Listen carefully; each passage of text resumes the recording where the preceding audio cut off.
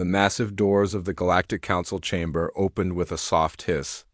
Captain Sarah Chun walked through them with steady steps, her black military uniform a sharp contrast to the flowing robes and gleaming suits worn by the alien delegates around her. Behind her walked 3 other humans, each carrying a silver briefcase containing Earth's application for membership in the galactic community. The chamber was huge, bigger than any building on Earth. The ceiling stretched up so high that clouds could have formed inside. Floating platforms held the delegates from different alien species, each platform designed to match their specific needs. Some glowed with soft light, others hummed with strange energy, and a few seemed to bend space around them in ways that hurt to look at. Sarah had studied each species for months before this meeting. The tall, graceful beings with skin like starlight were the ethereals. They could control energy with their minds, turning simple thoughts into powerful weapons or tools. Their technology needed no moving parts, no fuel, no maintenance. They simply willed things to happen, and they did. The insect-like creatures with chrome shells were the Vex. Their computers could think faster than any human brain, solving problems in seconds that would take Earth's best scientists years to figure out. They built machines that built other machines, creating entire cities without a single worker touching the construction. Most impressive of all were the Chronari, ancient beings who looked like living stone but moved with impossible grace. They could change one type of matter into another with a touch. Lead became gold, rock became diamond, poison became pure water. They had turned dead worlds into gardens and created materials that existed nowhere else in the universe. Sarah reached the center of the chamber and stopped at a small platform that rose from the floor to meet her. Around her, hundreds of alien eyes watched with expressions ranging from curiosity to barely hidden amusement. Ambassador Zethkar of the Ethereals floated down from his platform. His form shifted like smoke made solid, and when he spoke, his voice sounded like music played on crystal bells. Captain Chun of the species called humans, he said, his tone polite but cold. You come before the Galactic Council seeking membership. This is a great honor, one not granted lightly. Tell us, what does your young species offer to our ancient civilization? Sarah opened her briefcase and activated a holographic display. Images of Earth's technology appeared in the air around her. Rockets launching into space, their engines burning bright orange flames. Nuclear power plants with their massive cooling towers. Computer servers filling entire buildings with blinking lights and humming fans. We offer our industry, Sarah said clearly. Our ships can carry heavy cargo across long distances. Our weapons are reliable and effective. Our computers, while not as fast as yours, are stable and can work in any environment. Our workers are skilled and dedicated. A sound filled the chamber that Sarah had never heard before. It took her a moment to realize what it was. The aliens were laughing. The sound came from everywhere at once. The ethereals' laughter rang like broken glass. The Vex made clicking noises that somehow conveyed deep amusement. The Chronari's laughter rumbled like landslides. Even species she couldn't identify joined in, creating a symphony of mockery that echoed off the chamber walls. Zethkar raised one hand, and the laughter slowly died down. Forgive us, he said, though his tone suggested he wasn't sorry at all. It's just that your presentation is so charming. You show us rockets that burn chemical fuel. We have ships that fold space itself to travel between stars instantly. You show us nuclear reactors that split atoms to create power. We draw energy directly from stellar cores without any machinery at all. A Vex delegate's voice crackled through a translator. Your fastest computers process information at speeds we achieved 10,000 years ago. What you call artificial intelligence, we would use to control the temperature in a storage room. These creatures still burn things to make energy, laughed another ethereal. How wonderfully primitive. Do they rub sticks together too? Sarah felt her jaw tighten, but she kept her expression calm. She had expected this reaction. Earth scientists had warned her that humanity's technology would seem ancient compared to what the galaxy had achieved. A Chronari elder His stone features carved with age spoke in a voice like grinding mountains. Child species, we have watched your world for centuries. You fight wars with metal projectiles fired from chemical explosions. You build machines with thousands of moving parts that break when a single piece fails. Your tools are crude, your methods wasteful, your thinking linear. More laughter filled the chamber. Sarah saw delegates pointing at the holographic displays of human technology, their faces showing the same expressions someone might have when watching a child play with toys. However, Zethkar continued, his voice cutting through the noise, the Council is not without mercy. Your species shows promise, despite your limitations. You are persistent, we'll give you that, and your physical strength is notable for organic beings. The Vex delegate clicked in agreement. Their endurance is remarkable. They can work in environments that would kill most species. And they seem to enjoy repetitive tasks that more advanced minds find unbearable. Sarah realized where this conversation was heading, and she didn't like it. Therefore, Zethkar announced, the Galactic Council grants humanity provisional membership. You will be welcome in our space stations, our trade routes, and our colonies. Your people will find work throughout the galaxy. What kind of work? Sarah asked, though she already suspected the answer. Useful work, the Kronari elder replied.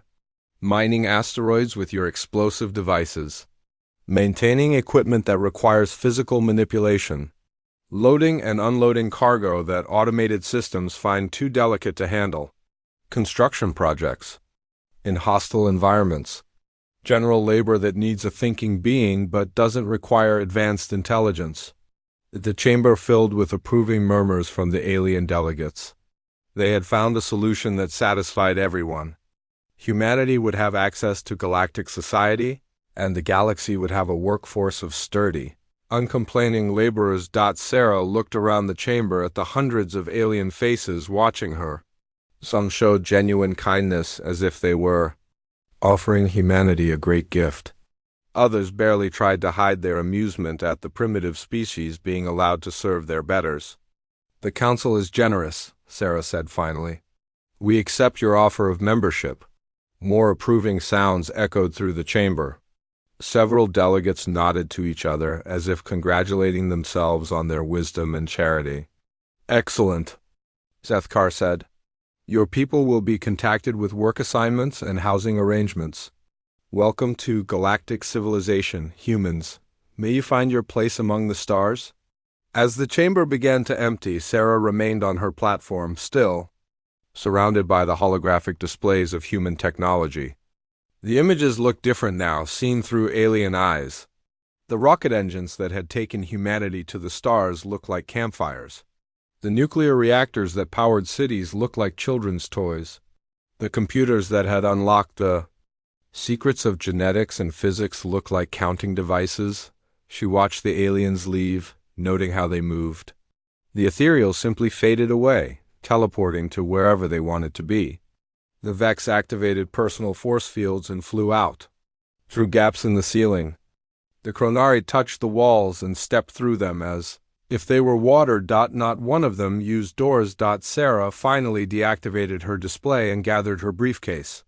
As she walked toward the chamber doors, she passed a group of young ethereal observers who were still giggling about the human presentation. Did you see their weapons? One was saying. They actually throw metal pieces at their enemies, like rocks but shaped. And their ships? Another added.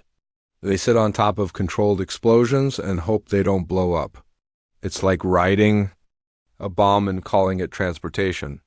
Sarah reached the doors and paused. She turned back to look at the chamber one more time, memorizing every detail. The floating platforms, the energy fields, the matter transmuters, the quantum processors, all of it so elegant, so advanced, so perfectly suited to a peaceful galaxy, where everything worked exactly as designed. She walked through the doors with the same steady steps she had entered with. But now, behind her calm expression, her mind was already working.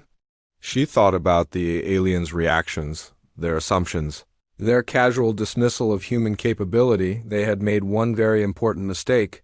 They assumed that primitive meant harmless. Sarah smiled as she headed back to her ship. Earth would accept their offer to join galactic society as laborers and servants. But while humanity served, it would also watch and learn.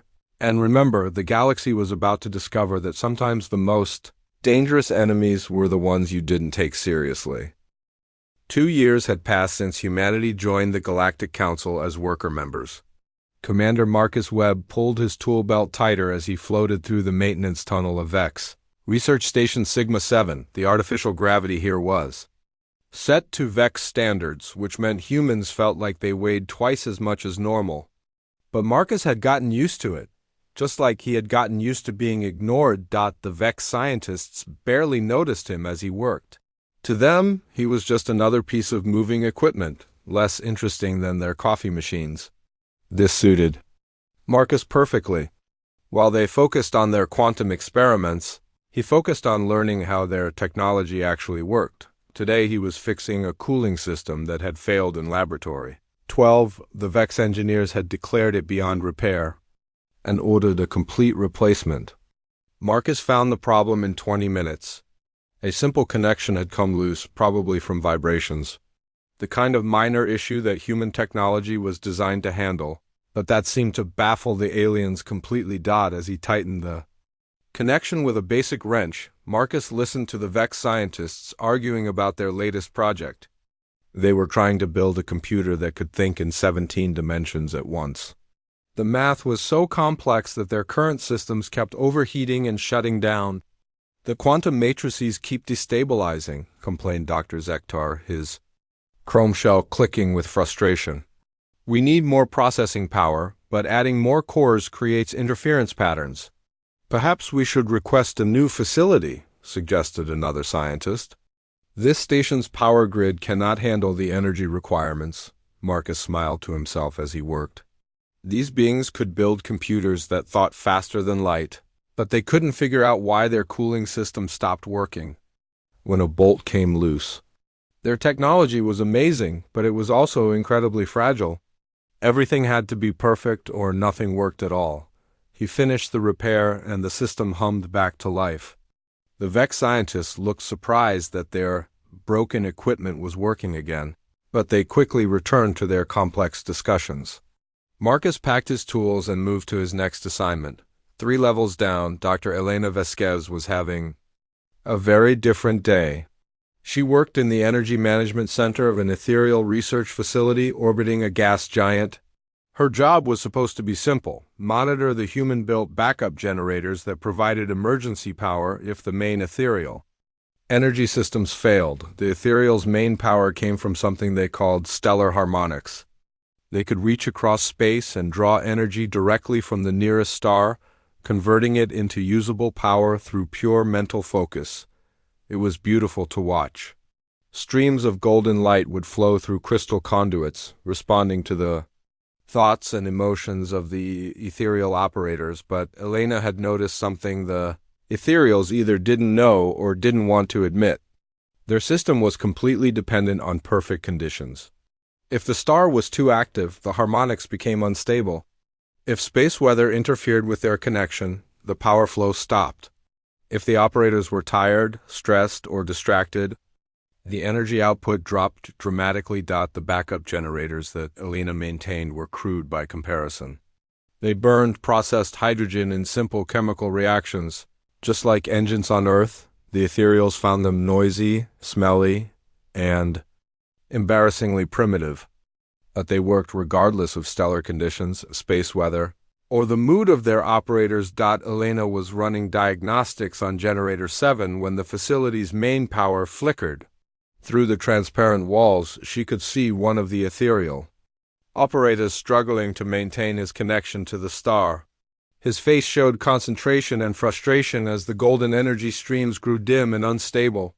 Solar flare activity increasing, announced the facility's computer in its musical, ethereal voice. Harmonic resonance falling below minimum thresholds. Backup power may be required. Elena quickly activated 2 of her generators. They rumbled to life with a sound that made the nearby ethereals wince. But the lights stayed on, the life support. Systems continued running, and the research equipment kept functioning. "How long until the solar flares subside?" asked the chief researcher, a tall ethereal named Murthis. "Approximately 14 hours. The computer replied. Murthis looked at Elena with something that might have been gratitude, though it was hard to tell with ethereal expressions. "Your machines will sustain us until we can restore proper power?" "Yes, ma'am," Elena replied. "They can run for weeks if needed. Just need to refuel them every few days." Murthis nodded and glided away. But Elena caught her muttering to another researcher, "So crude, but so reliable. I don't understand how they can build such inelegant solutions." Elena smiled and returned to her work. She was beginning to understand something important about the galaxy's advanced civilizations. They had become so specialized, so focused on perfection, that they had forgotten how to handle imperfection on the other side of the galaxy. Chief Engineer Tom Rodriguez was learning the same lesson in a much more dramatic way. He was part of a construction crew building a new spaceport on Chronari Prime, the ancient homeworld of the stone-like aliens who could transmute matter with a touch. The work should have been simple. The Chronari would transform raw rock into refined metals and exotic materials, while the human crews used traditional tools to shape and assemble the structures. But Tom had noticed something troubling about Chronari technology. It was Thursday when everything went wrong. Tom was operating a simple plasma cutter, one of the primitive tools humans used to shape metal when precise transmutation wasn't needed. The cutter used a basic electromagnetic field to heat gas into plasma, then focused the superheated material into a cutting beam. He was working on a support beam when architect Grothek approached. The ancient Chronari was supervising the construction, using his abilities to transform chunks of granite into perfectly shaped titanium supports. Grothek paused to watch Tom work, his stone features showing polite interest. "Your tool is quite ingenious," Grothek said, his voice like gravel in a cement mixer. "Crude but effective for your purposes." "Thank you, sir," Tom replied, continuing his work. "It's not fancy, but it gets the job done." "Indeed, we Chronari prefer more elegant solutions, of course." Grothek placed one massive hand on a section of raw rock. Tom watched in amazement as the stone flowed like water, reshaping itself into a complex structural component, made of some metal that gleamed like silver but felt harder than diamond. Then Tom's plasma cutter sparked. It was a minor electrical surge, the kind of thing that happened with human equipment all the time. The electromagnetic pulse was tiny, barely noticeable.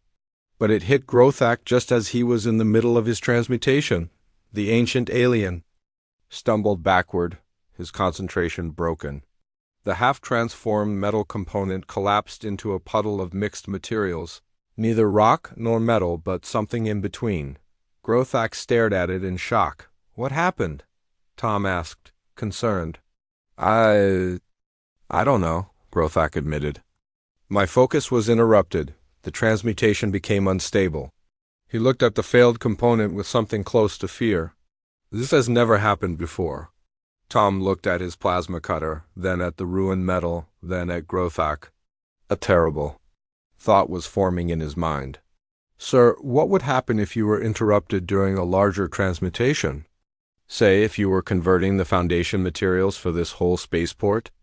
Grothek's stone features went pale, which Tom hadn't known was possible.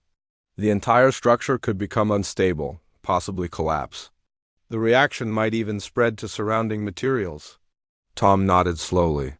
He was beginning to understand something very important about the galaxy's most advanced species. Their incredible abilities came with incredible vulnerabilities. The ethereals needed perfect conditions. The Vex needed their complex systems to work flawlessly, and the Chronari needed absolute concentration. Human technology was different. It was designed to work when things went wrong. When parts broke, when conditions were bad, when people made mistakes. It wasn't elegant or efficient, but it was robust. That evening, Tom sent a coded message to a secure Earth communication channel. It was hidden in his routine maintenance report, disguised as a request for replacement parts. But the real message was much more important. Marcus sent a similar message from his Vex station, reporting his observations about the fragility of their quantum systems. Elena transmitted her findings about ethereal power dependencies through what appeared to be a technical manual request on Earth. These messages were received by a small group of military analysts and scientists who had been very interested in learning about alien technology. Not to copy it, but to understand its weaknesses, Captain Sarah Chun, now promoted to Admiral, read the reports in her office overlooking the rebuilt Denver spaceport. Through her window, she could see human cargo ships landing and taking off, their chemical rockets burning bright against the evening sky. They looked primitive compared to the sleek alien vessels that simply materialized in orbit.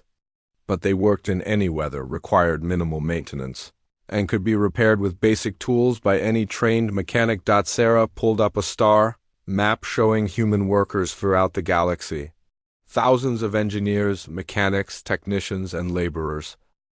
The first warning came from Observation Station Delta 9, a remote outpost on the edge of the galaxy. Lieutenant Kira Okafor was running her regular maintenance check on the human-built communication array when the signal came through. It was, unlike anything in the galactic database, a harsh mechanical pulse that made the station's computers struggle to process it. Unknown contact approaching from deep space, she reported to the station commander, aboard ethereal named Salvani, who had been assigned to this remote post as punishment for some past failure. Signal pattern doesn't match any known species. Salvani barely looked up from his meditation crystals. Probably another primitive species trying to make contact. File it with the Council and ignore it. But Kira kept monitoring the signal. Her human-built equipment could analyze things that the station's elegant ethereal systems dismissed as unimportant. What she found made her blood run cold. The signal wasn't coming from one source. It was coming from hundreds of sources, all moving in perfect formation toward the galaxy's outer colonies. 3 days later, the colony of Zarian 7 went silent. The Galactic Council's first response was typical. They sent an ethereal survey ship to investigate, expecting to find nothing more than a communication failure. The ship, called the Harmony of Light, was a masterpiece of ethereal engineering. It could travel faster than light by bending space around itself, defend itself with pure energy shields, and its crew could examine the colony from orbit without ever landing. The Harmony of Light found Zarian 7 stripped completely bare. The planet's surface was smooth metal, with no trace of the forests, cities, or 4 million colonists that had lived there just days before. In orbit around the dead world, massive mechanical constructs moved in geometric patterns, building more of themselves from the planet's converted matter. Captain Zalthi tried to scan the constructs with his ship's sensors, but the readings made no sense. The machines seemed to be constantly changing, adapting their structure faster than the ethereal computers could analyze them. When he attempted to communicate, the response was immediate and violent. Streams of coherent matter, not energy, but actual physical projectiles traveling at near-light speed, tore through the Harmony of Light's shields as if they weren't there. The elegant energy barriers that could stop any known weapon were useless against simple mass moving at incredible velocity. Captain Zalthi had just enough time to send an emergency signal before his ship was torn apart and converted into raw materials for the enemy constructs. The Galactic Council convened an emergency session. The great chamber that had once echoed with laughter at human technology now buzzed with panic and fusion. Ambassador Zethkar floated before the assembled delegates, his usual composure cracked by fear. The enemy has been designated as Devourers, he announced. Ancient machine intelligence, origin unknown. They convert all matter they encounter into additional constructs. Preliminary analysis suggests they have been dormant for millions of years and have recently awakened. Commander Valthek of the Vex military stood to speak, his chrome shell reflecting the chamber's lights. Our quantum tactical computers have run 7 million simulations of potential combat scenarios. Victory probability is declining rapidly as the enemy adapts to our projected strategies. How rapidly? Asked Elder Morden of the Chronari. Current estimates suggest total galactic conversion, within 18 standard months if the Devourers maintain their present expansion rate.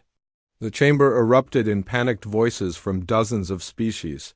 Some demanded immediate military action. Others suggested fleeing to distant galaxies, and a few proposed attempting to negotiate with the machines.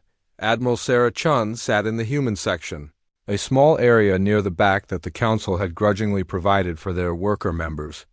She listened to the debate with growing concern, not just about the threat, but about the proposed responses. The Ethereals wanted to use their most powerful energy weapons, devices that could destroy entire fleets by channeling the power of stars. The Vex proposed overwhelming the enemy with swarms of self-replicating combat drones controlled by quantum supercomputers. The Chronari suggested transmuting entire star systems into exotic matter that would be impossible for the Devourers to process. Every strategy relied on the assumption that their advanced technology would work exactly as designed, under perfect conditions, against an enemy that would cooperate by remaining predictable. Sarah requested permission to speak.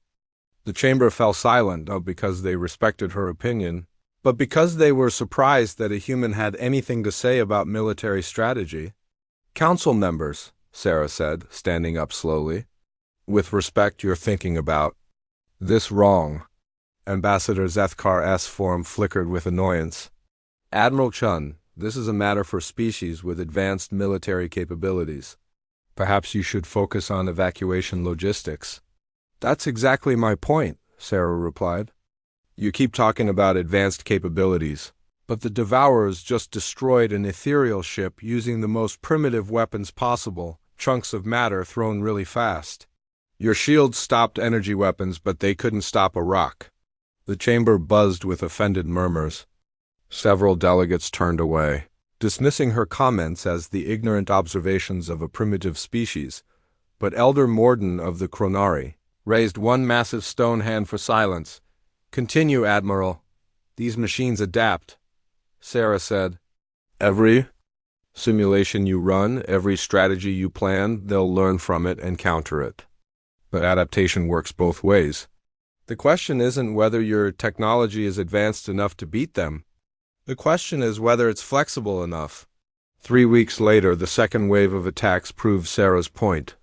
The Ethereals deployed their star-powered energy weapons against a Devourer fleet near the Kepler Nebula. The weapons worked perfectly the first time, destroying dozens of enemy constructs in brilliant flashes of stellar fire.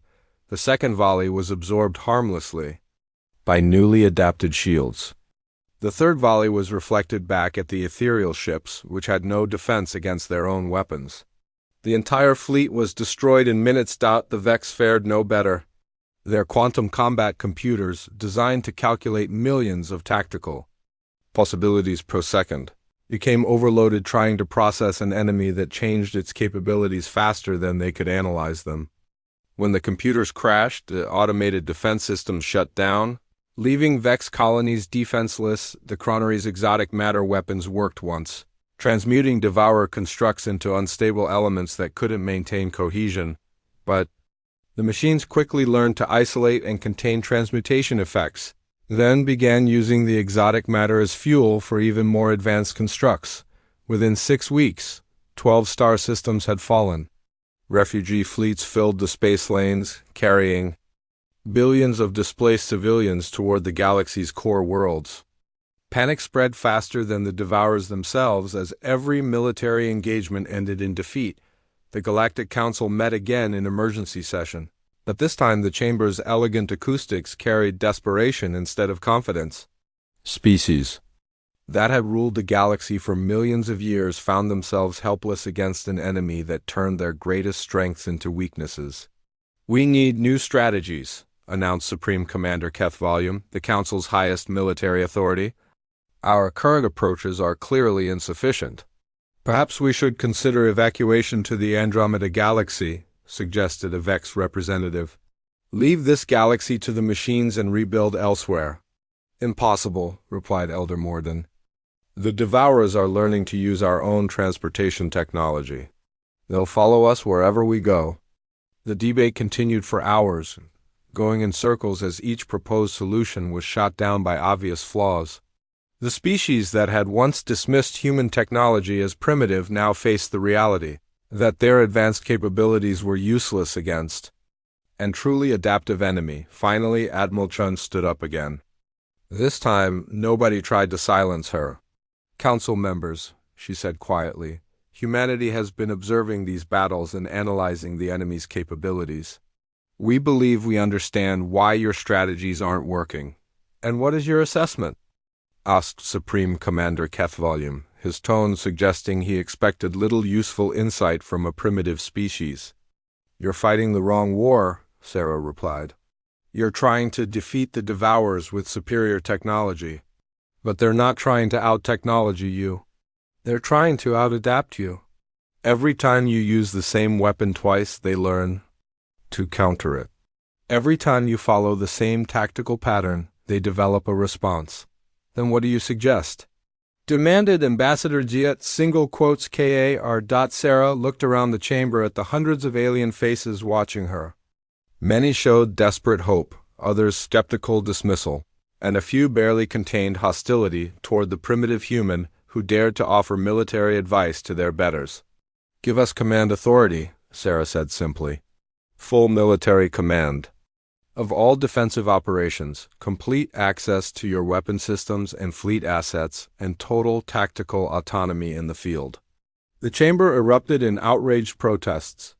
The idea that primitive humans should command advanced alien militaries was so absurd that several delegates laughed, despite the desperate situation. But Supreme Commander Kethvolume raised his hand for silence, and in return, Admiral Sarah Chun stood on the bridge of the newly commissioned warship Determination, watching through the viewscreen as the first human battle fleet assembled in orbit around Earth. The ships looked nothing like the elegant vessels of other galactic species. They were blocky, heavily armored, and covered with weapon systems that any civilized race would consider barbaric. "Fleet status report," Sarah called out. 47 ships ready for combat," replied Commander Webb from the tactical station. "All vessels loaded with nuclear warheads, kinetic projectiles, chemical explosives, and electromagnetic pulse generators. Crews are standing by," Sarah nodded. The alien observers on the bridge looked horrified. Ambassador Zethkar floated nearby, his energy form flickering with distress as he watched human preparations. "Admiral Chun," he said, "surely you don't intend to use such crude weapons against the Devourers. Nuclear explosives are so dilent and kinetic projectiles are barely more advanced than throwing rocks." "That's exactly the point," Sarah replied. "Your energy weapons are elegant and efficient, but they're also predictable. The Devourers can analyze energy patterns and develop counters. But it's hard to adapt to a chunk of metal hitting you at 10% of light speed." The first test of human tactics came at the Tau Ceti system, where a small Devourer scouting force was consuming the outer planets. The alien commanders watched in shock as the human fleet completely ignored established battle doctrine. Instead of forming neat formations and engaging at long range, the human ships scattered in random patterns. Instead of using their most powerful weapons first, they started with their weakest. Instead of trying to destroy the enemy cleanly, they focused on making things as chaotic as possible. Captain Martinez commanded the lead assault ship, Hammer. His orders were simple: cause maximum confusion while gathering intelligence on enemy adaptation patterns. "Target the smallest construct with conventional explosives," Martinez ordered. The chemical warhead detonated against the Devourer machine, causing minimal damage but creating a massive cloud of debris and electromagnetic interference. The Devourers adapted quickly, developing shields to absorb explosive force and filters to clear debris. But by then, Martinez had switched to kinetic projectiles. When they adapted to those, he used nuclear weapons. When they learned to contain nuclear explosions, he used electromagnetic pulse bombs. Each weapon was crude compared to galactic standard armaments, but that was the point. The Devourer's adaptation systems were designed to counter sophisticated technology. They struggled to process the chaotic mix of primitive but effective human weapons. "Sir," reported Martinez's tactical officer, The enemy constructs are showing confusion patterns. They keep adjusting for one type of attack, then getting hit by something completely different. Good, Martinez replied. Keep rotating weapon types. Don't let them predict our next move. The battle lasted 6 hours. The human fleet destroyed 3 Devourer constructs and damaged several others before withdrawing. More importantly, they had proven that human tactics could work, but the alien observers were appalled. Commander Veltane of the Vex approached Admiral Chen after reviewing the battle recordings. Your tactics are completely illogical, he said, his chrome shell clicking with agitation. You wasted ammunition on ineffective attacks. You broke formation without strategic purpose. You retreated when you could have pressed your advantage. Sarah pulled up a tactical display showing the battle data. We learned more about Devourer capabilities in 6 hours than your forces learned in 6 weeks. Every wasted shot taught us something about their adaptation patterns. Breaking formation prevented them from targeting our command structure, and retreating kept them from studying our ships after destroying them. But the inefficiency ... will keep us alive, Sarah finished. Efficiency is predictable. Predictable gets you killed against an adaptive enemy. The real test came 3 weeks later at the Kepler Junction, a critical nexus point where 7 major trade routes intersected. If the Devourers took the junction, they could spread rapidly. Throughout the galaxy's core systems, the enemy had learned from their encounter with human forces.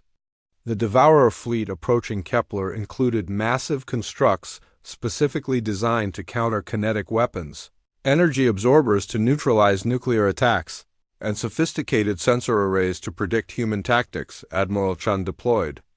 The largest human fleet yet assembled, 87 ships carrying the most devastating weapons in Earth's arsenal.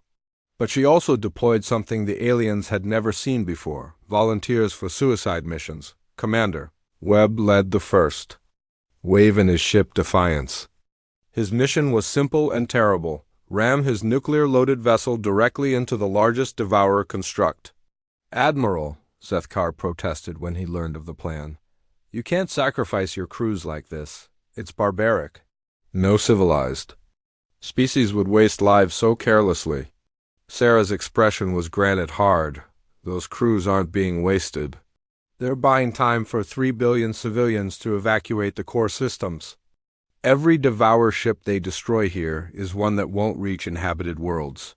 The Battle of Kepler Junction was unlike anything the galaxy had ever seen.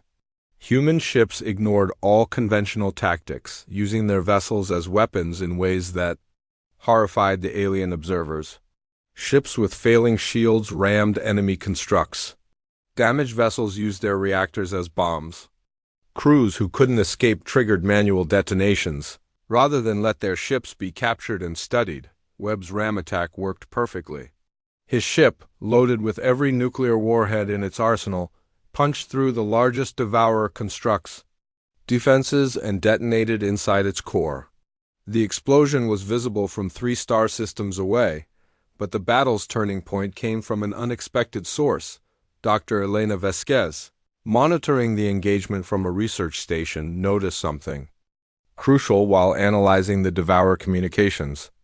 Admiral, she transmitted, I'm picking up electromagnetic signatures from the enemy fleet.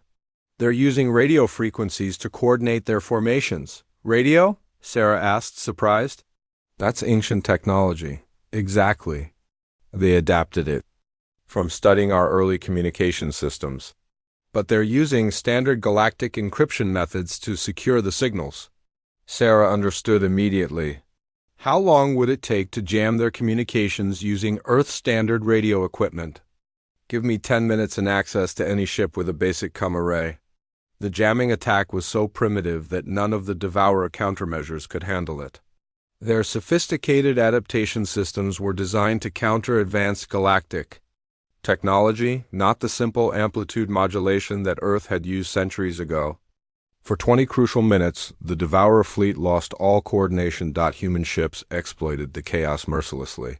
Without central coordination, the adaptive machines couldn't share information about human tactics. Each construct had to learn to counter kinetic weapons, nuclear explosives, and electromagnetic pulses individually. By the time they restored communications, half their fleet was destroyed. The victory came at a terrible cost. 41 human ships were lost, including Webb's Defiance.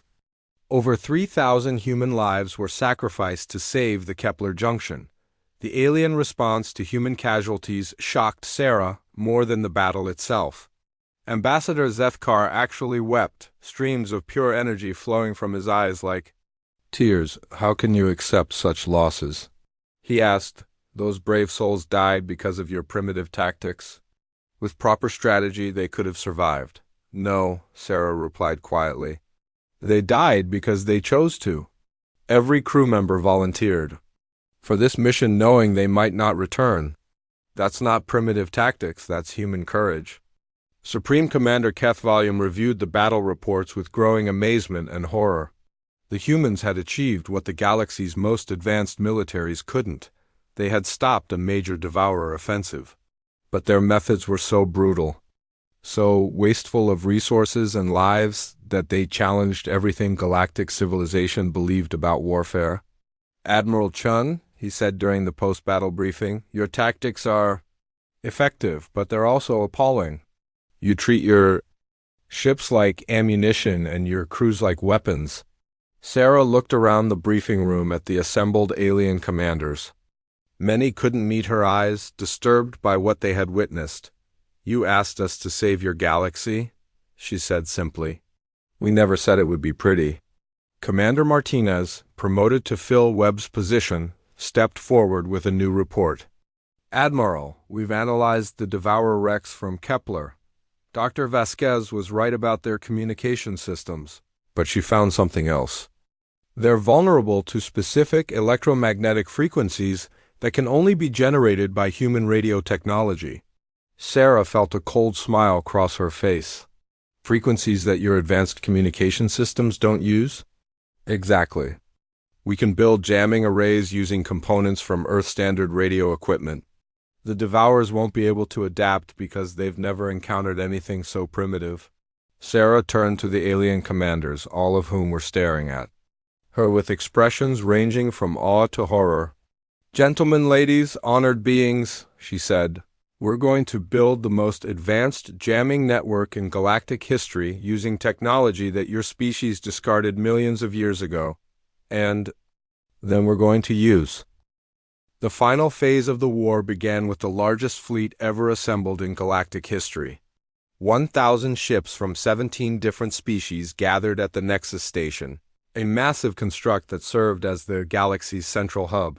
Admiral Sarah Chun stood on the command deck of her flagship, Retribution, watching as vessels of every imaginable design took their positions in the formation.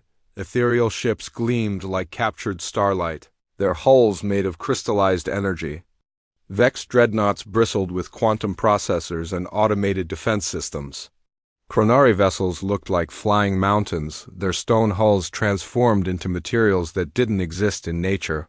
And scattered throughout the formation were human ships, ugly, blocky, and armed with weapons that made the aliens uncomfortable. But the most important part of Admiral Chun's fleet wasn't visible to the naked eye. Hidden throughout 17 star systems were simple radio transmitters, built from components that Earth had been using for centuries. These primitive devices would form the backbone of humanity's final strategy against the Devourers. Fleet status report, Sarah called out. All ships ready for operation, replied Commander Martinez. The jamming network is online. Every radio transmitter is synchronized and ready for activation. Dr. Elena Vasquez looked up from her console. Admiral, I'm detecting massive Devourer formations moving toward the Nexus. They're coming from every direction at once. It looks like they're throwing everything they have at us. Sarah nodded. Intelligence reports had suggested the Devourers were planning a final assault to break galactic resistance once and for all. They had learned from their defeat at Kepler Junction and adapted their tactics accordingly. This time, they weren't.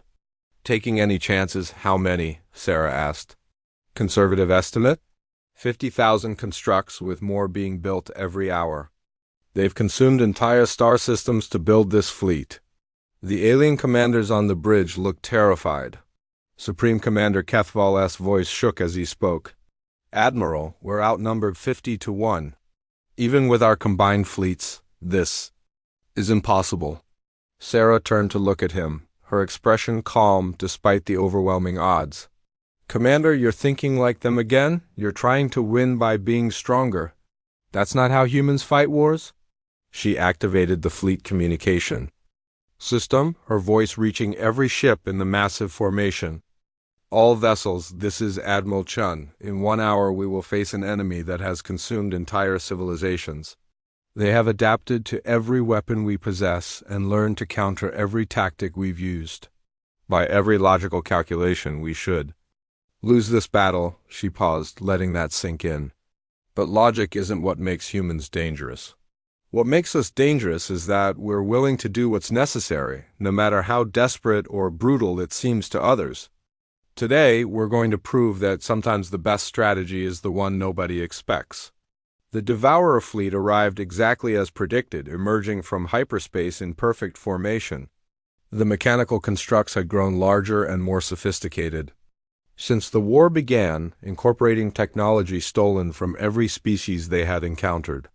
They moved with frightening precision, their adaptive algorithms calculating optimal attack patterns in real time. Admiral Chen watched them approach with the patience of someone who had spent years planning for this moment. Dr. Vasquez, are the radio transmitters in position? All 17 systems are ready, Admiral. We have complete coverage of the target area. Good, Martinez. Begin Phase 1? The battle started exactly as the aliens expected. The combined galactic fleet engaged the Devourers using conventional tactics, with energy weapons and quantum processors and matter transmutation devices. For the first 30 minutes, it looked like every previous engagement, initial success, followed by rapid adaptation and counterattack. But Sarah wasn't trying to win this battle conventionally. She was buying time while the Devourers concentrated their forces exactly where she wanted them. Phase 1 complete, Martinez reported. Enemy fleet is fully engaged and concentrated in the target zone. Dr. Vasquez? All transmitters ready for activation. Frequency is locked to their communication systems. Sarah took a deep breath. Execute Phase 2. Across 17 star systems, thousands of simple radio transmitters activated simultaneously. They broadcast a signal so primitive that most galactic civilizations had abandoned the technology millions of years ago. But the Devourers, in their eagerness to adapt to advanced alien communications, had incorporated this ancient frequency into their own networks. The effect was immediate and devastating. Every Devourer construct in the target area suddenly stopped moving as their communication systems were overwhelmed by static.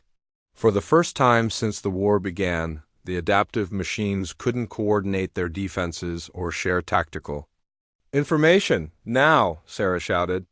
All ships, execute Phase 3. What happened next was the most brutal assault in galactic history. With the Devourers unable to communicate, the combined fleet attacked using every weapon at their disposal. But they weren't trying to destroy the enemy cleanly. They were following human doctrine, denial of resources. Nuclear warheads detonated inside Devourer formations, not to destroy them, but to irradiate their materials beyond use. Chemical weapons poisoned their construction materials. Kinetic projectiles shattered their hulls into fragments too small to rebuild. Most horrible of all, entire planets were deliberately destroyed to prevent the Devourers from using them as raw materials. Ambassador Zethkar watched in horror as human ships used their own damaged vessels as projectiles, ramming them into Devourer constructs at incredible speeds. Admiral, this is madness. You're destroying entire worlds. Yes, Sarah replied without emotion. Better dead worlds than converted worlds? Every planet we destroy is one the Devourers can't use to build more of themselves. The battle raged. For 18 hours, the alien crews, horrified by human tactics, nonetheless followed orders and participated in the systematic destruction.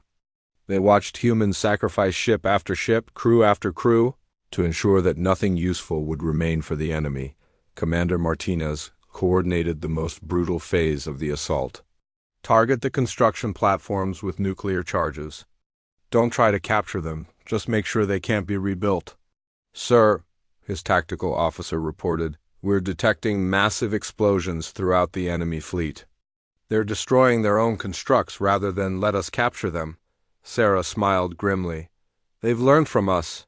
Self-destruction rather than capture, but it doesn't matter. We're not trying to capture them. We're trying to make sure they can't recover. The turning point came when Dr. Vasquez detected something new in the Devourer communication attempts. Admiral, they're trying to switch to different frequencies, but they can't coordinate the change without their command network. Individual constructs are adapting, but they can't share the adaptations with the rest of the fleet.